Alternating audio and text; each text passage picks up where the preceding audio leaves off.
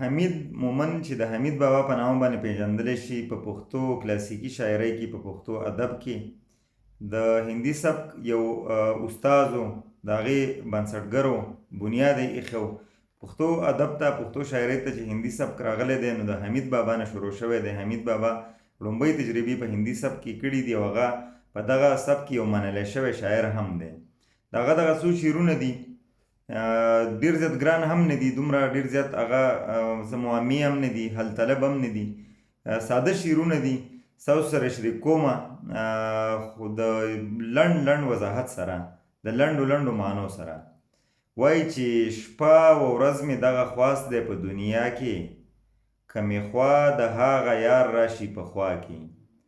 حمید بابا دغه یو التجا لري، دغه یو درخواست لري، دغه یو ارزو لري چې او دغه یو دعا کوي چې یاره د هغه یار د هغه څنګ ته راشي، د هغه خوا ته راشي، د هغه ملګرتیا ته راشي، د هغه سره مینه وکړي، د هغه سره وفا وکړي او د هغه سره وصال او د هغه سره یاري وکړي. دغه د حمید بابا یو ارمان دی، یو ارزو یې ده. هغه په دغه شعر کې وایي چې یاره زه دغه ورځ او شپه زه دغه فکرونه کوم، دغه سوالونه کوم چې یاره زما یار زما سره وی، لکه د دې نه علاوه زما نور څه داسې څه خواست نشته، داسې څه ارزو، داسې څه تمنا مې نشته، بس دغه یوه تمنا مې ده چې زما یار زما سره وی. په بل شعر کې وایي چې که جنت لیدلی نه دی په دنیا چا، وصالت د یار جنت دی په دنیا کې. هغه وایي چې یاره د یار سره یو ځای پاتې کېدل، دغه وصل، دغه یاري، دغه یو ځایوالی، دغه بالکل داسې دی لکه جنت. که څوک وایي چې په دنیا کې موږ جنت نه دی لیدلی، یا د جنت ارمان کوي چې جنت به څنګه وي، د جنت د لیدلو شوق وي، یا په دې خبره کې هغه کنفیوز وي چې جنت به څنګه وي، نو چې کله پس یار ستا سره در سره وي نو پوه شي چې همدغه جنت دی. هغه د یار وصل، د یار ملګرتیا، د هغه وفا چې کوم دی نو هغه د جنت نه کمه نه ګڼي. هغه وایي چې خوشحالي به وي او ژوند به ښه تېرېږي چې کله یار د سړي سره ورسره وي، د هغه په څنګ کې وي.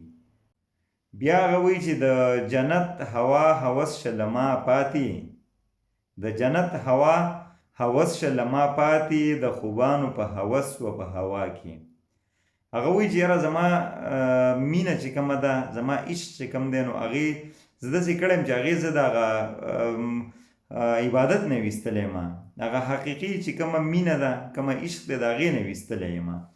زه په یار دومره عاشق یم چې زما نه عبادتونه پاتې دي، زما نه هغه نیک کارونه پاتې دي، زما نه د بندګي پاتې ده، او زه صرف او صرف دغه یو کار کوم چې د یار په عشق کې ورځ او شپه مصروف یم. دغه زما کار دی، دغه زما روزګار دی، او زه د عبادت نه او د هر څه نه د یار هغه مینې ویستلی یم. د جنت دپاره خلک ډېر زیاته هوس لري، ډېر زیاته ارزو لري، ډېر امید لري او ډېره خواري کوي. خو هغه وایي چې یاره زما نه دغه خواري، دغه هوس، دغه ارزو د هر څه پاتې شوي دي. بس زما ټول فکر چې کوم دی، زما ټوله توجه چې کوم دی نو خپلې مینې طرف ته ده، د خپل عشق طرف ته ده. بیا وایي چې ارزومنې په تش خیال د یار د مخ کړم، ارزومنې په تش خیال د یار د مخ کړم، لا مې نه پرېږدي رقیب پسې په دا کې. وایي چې رقیب زما سره داسې وکړه چې زما نه یار واغستو، هغه په خپل طرف که، او زه صرف اوس دومره پاتې یم چې د یار د مخ هغه خیال کوم، زما صرف په خیال کې، زما په فکر کې د یار هغه خیال لازي، زه صرف هغه امیجن کوم. خو رقیب دومره ظالم دی چې هغه ما اوس په دې کې هم نه پرېږدي. هغه اوس دا کوشش کوي چې زما د خیالونو نه د عشق دا شکل چې کوم دی دا وځي، د هغه د مینه وځي، زه بیا دغه یار چې اړو تصور کوم او ما ته رایادېږي نه. هغه وایي چې رقیب زما سره دومره ظلم شروع کړی دی او دې حد ته رسېدلی دی چې هغه د یار هغه تش خیال چې کوم دی نو هغه هم زما په مزغو کې، زما په ذهن کې پرېښودل نه غواړي. دلته هغه ځان ډېر زیات په دې شعر کې کمزوری ګڼي، ډېر زیات مظلوم ځان ګڼي، او هغه د یار هغه بې وفایي چې کوم دی نو هغه دلته کې مونږ ته راښایي، هغه د رقیب هغه ظلم مونږ ته راښایي چې رقیب څومره ظالم دی، څومره زوری دی، څومره زیاتی کوي زما سره چې هغه خو زما نه یار واغستو، زه اوس صرف د هغه فکر کوم، د هغه خیال کوم او په ذهن کې راولم، هغه هم ماته هغه نه پرېږدي. دومره حده پورې هغه زما سره زیاتی او ظلم کوي. بیا مخکې وایي سپینې ګیرې زما عشق کوټه پیسه کړه، هېڅ یې نه قبلوي ښکلي په سودا کې. دا شعرونه پوهان وایي چې دا د حمید بابا د وروستي ژوند شعرونه دي. په دغه وخت کې حمید بابا د ځوانۍ د حدودو نه اوړېدلی و، هغه بوډاوالي ته نږدې شوی و. نو هغه په دې وجه وایي چې یاره زما عمر تیر دی، زه سپین ږیری شوی یم، زه بوډا شوی یم، او زه دې عمر او دې بوډاوالي زما حالات داسې کړه چې اوس که زه چا سره ډېر زیات هم عشق کوم، خو زما د عشق نه هغو کوټه پیسه جوړه کړې ده. کوټه پیسه مونږ په پښتو کې وایو که نه، چې کومه پیسه نه بدلیږي چې څوک یې نه اخلي. چې کله دوکاندار ته لاړ شي خلک وایي یاره کره او کوټه که نه، یو کره پیسې وي چې هغه روغې وي، هغه ټیک وي، هغه د اخیستو قابلې وي، هغه د سودا قابلې وي. پخوا زمانه به دغه سکې چې کومه وي په دغه به چې کله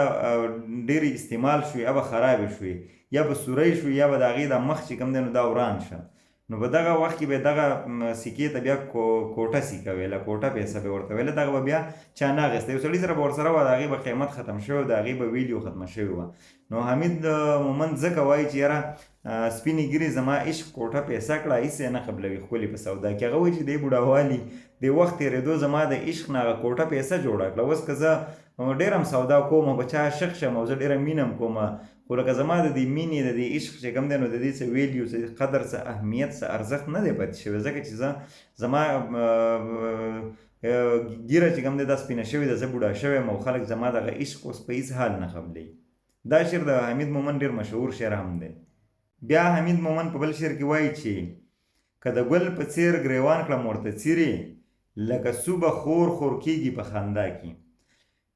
ګل چې کوم دی نو دا لاول غوټۍ وي، دا تړلې وي، دا پرانیستی شوي نه وي، نو دغه د ده ګریوان په دغه وخت کې روغ وي، تړلی وي،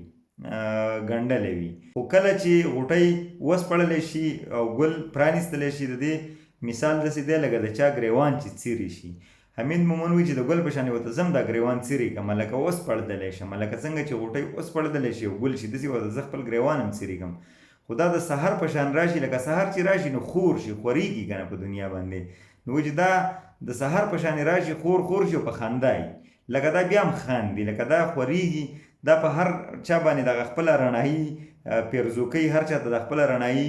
رسوي. ما به ورته ګریوان ډېر شلولی د ګل په شانې، خو دا یوازې په ما باندې د دې د مهرباني، د دې د عنایت نه دی. دا بیا راشي، دا بیا خاندي، لکه د دې هېڅ غم هم نه وي، دا بیا دا فکر هم نه کوي چې زما دپاره چا ګریوان څیرې شوی دی، چا قرباني ورکړې ده. خو دا راشي او دا بیا په ټوله دنیا باندې خور شي او دا په هر چا باندې هغه خپل د حسن هغه شغلې چې کوم دی نو هغه هر چا ته ورسوي، د حسن هغه جلوې هر چا ته ورسوي او ما ته یوازې رانه کړي، لکه زما هغه قرباني، زما هغه محنت، زما هغه دومره تکلیف چې کوم دی نو هغې باندې د دې هېڅ پروا نه وي، بس دا خوشحاله خاندي او په هر چا باندې هغه خپله رڼایي خوره کړي. په دې ځای کې حمید مومند په دې شعر کې د خپل یار نه، د خپل محبوب نه ګیله کوي چې یاره لکه ما قرباني ورکړي خو هغه زما د قربانۍ هېڅ غم نه کوي، بس د هغې باوجود چې کوم دی نو دی خاندي او دی ښه په خوشحالۍ او ټولې دنیا ته او ټولو خلکو ته په خپل حسن کې څه نه څه شغلې ورسوي.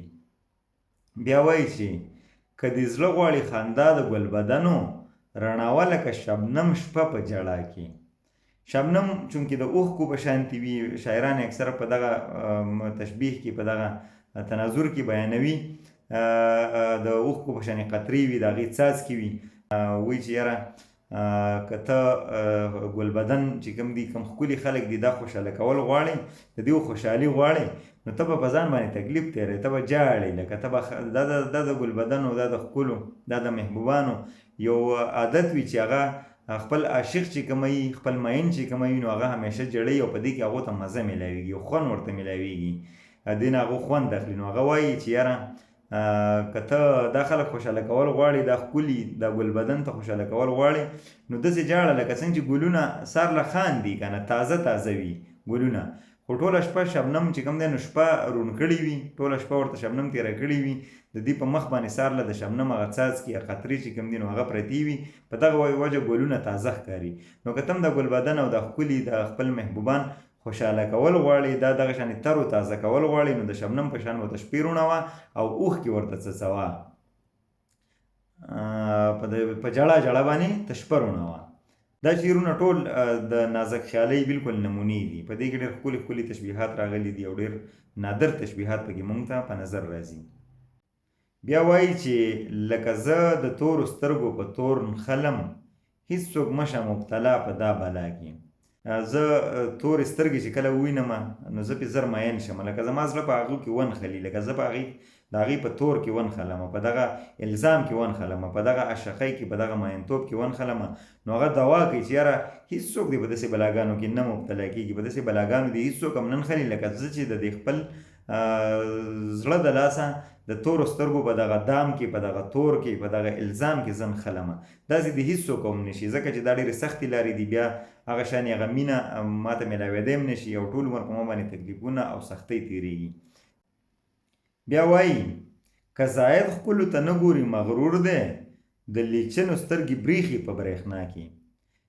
لیچن هغه چاته ویلی شي چې په دې سترګو کې د هغه بیماري شوي وي، هغه سترګې سرې شوي وي. لیچ چې کوم دی نو لیچ هغه بیماري ده، کوم چې سترګې ورسره سرې شي او بیا خلک سترګې نشي غړولی، هغه سترګې پټې پټې کوي، چې رڼا وویني نو سترګې پټې پټې کوي، د هغو سترګې بریښي رڼا ته. نو حمید مومند دې وخت دې ځای کې په زاهدانو باندې، په دغه نیکانو باندې، په دغه ناصحانو باندې چې هغه ته نصیحت کوي چې یاره عشق مه کوه، ښکلو ته مه ګوره. نو هغه دلته کې د هغو وضاحت کوي چې دا خلک ځکه د دوی زړه غواړي چې دوی دې ښکلو ته وګوري، خو دوی ښکلو ته ځکه نشي کتلی. موږ ته مغرور مغرور ښکاري چې یاره دا سړی څومره لویي کوي، څومره غرور کوي، څومره تکبر کوي، لکه ښکلو ته نه ګوري. خو اصل خبره دا ده چې د دیو مثال د هغه لیچنو دی، لکه د دیو سترګې د لیچ بیمارۍ وهلي دي، دیو چې ښکلو ته وګوري نو د دیو سترګې بریښي، لکه دیو به ته کتی نه شي. اصل مسله دا ده چې د حسن ته کتلی نه شي، ځکه دی چې کوم دی نو د ښکلو نه، د ښایستهو نه په ډډه ګرځي او هغوی ته نه ګوري. بیا مخکې وایي چې په آخري شعر کې چې خدایه وکړئ په حمید د هغو سوری، خدایه وکړئ په حمید د هغو سوری چې یار وي په صلاح و په رضا کې. دلته بیا هغه یو دعا غواړي، هغه په خپله خو مظلوم دی، په مخکې شعرونو کې هغه ځان ښکاره کړه چې یاره زه ډېر مظلوم یم، لکه زما یا رقیب زما محبوب بولی، زما معشوقه زما نه رقیب بوتلی، یا د هغې خپل داسې څه مسلې چې هغه ماله وخت نه راکوي، ماله مینه نه راکوي، ما سره وفا نه کوي. نو هغه دلته بیا د خدای نه یو دعا غواړي چې خدای پاکه په ما دغه خلکو سوری وکړي. دا په پښتو کې روزمره ده، خلک وایي یاره په پلاني باندې د پلاني سوری شوی دی که نه، لکه مطلب دا د هغه په شان شوی دی. نو دی دلته وایي چې په هغه دغه خلکو سوری په ما وکړي، دا کومو چې د خپل محبوبان، خپل معشوقان چې د چا په رضا کې دي، د چا په صلاح کې دي، د هغو تابعدار دي، د هغو سره وفادار دي، نو چې خدای پاکه په دغه خلکو سوری په ما هم وکړي. مطلب یې دا دی چې لکه زه هم د دوی په شان شمه، خلکو ته ګورم او زه د دې ته په انګریزي کې چې موږ جیلیس ورته وایو چې جیلیس کېږم، زه سوځېږم چې یاره زه دې خلکو ته ګورم، هغو خپل محبوبان چې کوم دی نو قابو کړي، کنټرول کړي، د هغوی په اختیار کې، د هغوی خبره مني. زما خو محبوب چې کوم دی، زما چې کوم معشوق دی، هغه خو زما خبره نه مني، نو په ما باندې د دغه خلکو سوری وکړي. مطلب یې دا دی چې ما هم د دغه خلکو سره یو شان کې چې زه هم د دغو په شانې د خپل محبوب سره داسې شم چې هغه زما هره خبره مني، زما سره وفادار وي او زما فرمانبردار وي. دغه شعرونه که هر څو ډېر زیات ګران نه و، خو به هر حال بعضې خلکو ته د تشریح خامخا ضرورت راځي. څوک چې د پښتو ادب سره ډېره زیاته ولقه نه لري، نو هغوی دپاره ما تشریح کړي دي. ډېره زیاته مننه.